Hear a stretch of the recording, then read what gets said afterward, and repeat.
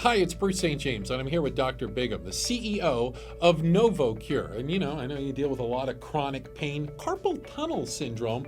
Well, there's something that's pretty common. Yeah, we're seeing a lot of people at Novocur that have carpal tunnel.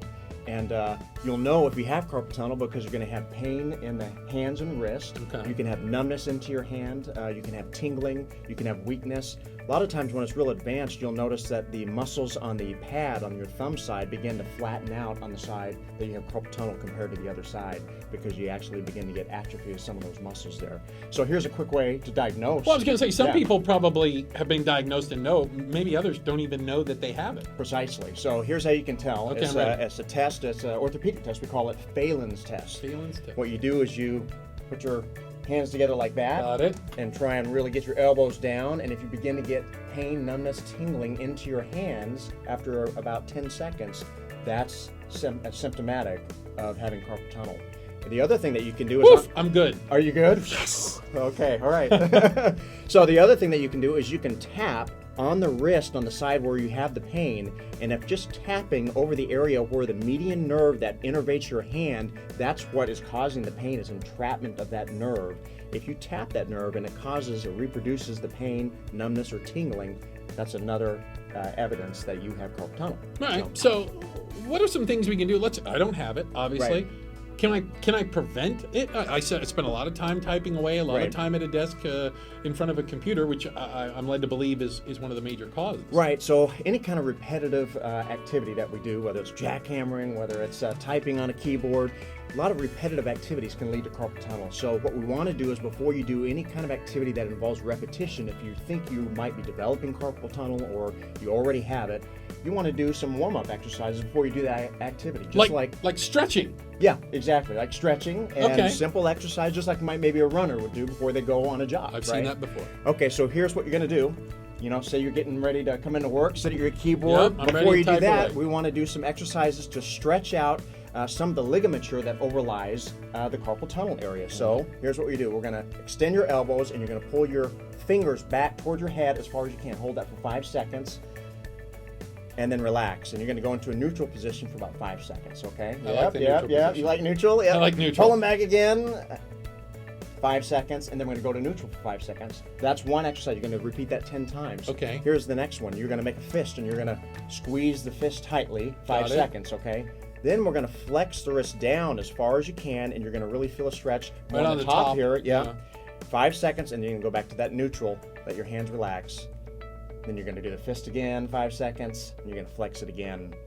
Then once you do each of those 10 times, you want to just kind of shake the hands out. Don't worry, I'm going to. Right? You Get the can blood feel flowing that. back in there a little bit. And that is simple exercises to do to help prevent ongoing repetitive injury to the median nerve that causes carpal tunnel. Now, you have some other cool things, though, that might be able to help people, right? We got some other cool things. So one of the things we want to think about is a stretch. A lot of times the scalene muscles, 3 little muscles that exist right here in your neck and they attach down to your ribs, can compress the same median nerve that starts out here in your neck and runs down in your arm into your wrist. So we want to alleviate pressure on that same nerve up in here. And the way we can do that is either with a towel or with a belt. So I got my belt here, So all we're going to do is This is what we're using the belt for. Yeah, I know. So we're going to put it over the side that we're going to be working on. So say I have symptoms in my right hand for carpal tunnel.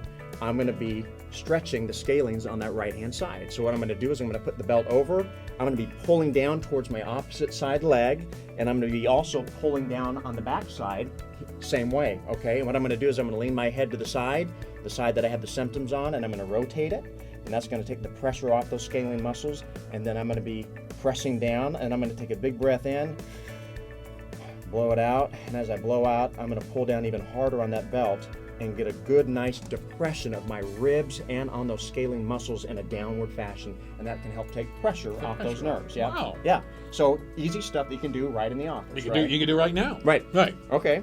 So last thing is an exercise. Okay. Exercise. We practiced this That's before. a 4-letter word. Are you going to be able to reproduce I this? think I can. Okay. This is a really cool little exercise ball. It's called a gyro ball.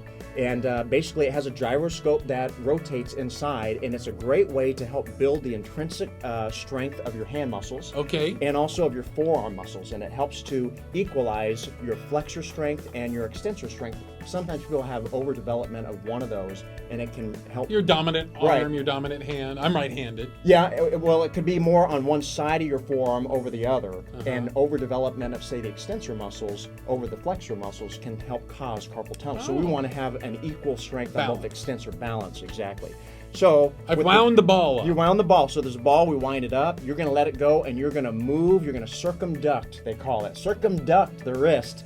And you're going to try Allegedly. and make that ball spin as fast as you can until you can hear it hum. Uh-huh. This exercise only takes like a minute. If you can do it for a minute, I'll be surprised, because the faster the ball spins, the more work your muscles are doing and your hand is doing just to have to hold the ball Right. in your hand. There is that gyroscope spinning. going.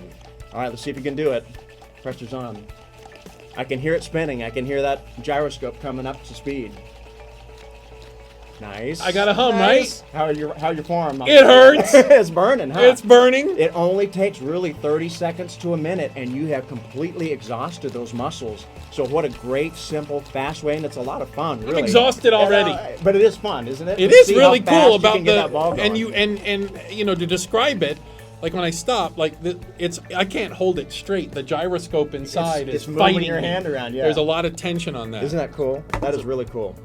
So those are things that we can do to kind of help, prevent or ameliorate, some of the conditions if somebody already has it. And of course, at Novocur, we try and treat people before they get to the point where they're thinking about surgery, because there is a surgical operation that people can do. Let's avoid that. Yeah, to try and release the pressure on that median nerve. But we can also do a simple injectable procedure that can reduce the inflammation and quickly reduce their symptoms too. And a lot of times they don't even have to go to surgery. It's a simple injectable procedure. It takes 5-10 minutes in the office, no big deal. And that can often be a quick, simple fix at Novocur. Dr. Bigham, thank you so very much. Absolutely. The CEO of Novocur, was easy things you can do, and Yep. I really want to take this. I think if I could do this with my left hand, It's my gift to you, and if Aw. you can show me that you can do it with the left hand, you'll be my hero. there because, you go. That That's- requires some coordination. yeah, hopefully I have some of it. Thank you for joining us, and check them out online at novocur.com, novocur.com.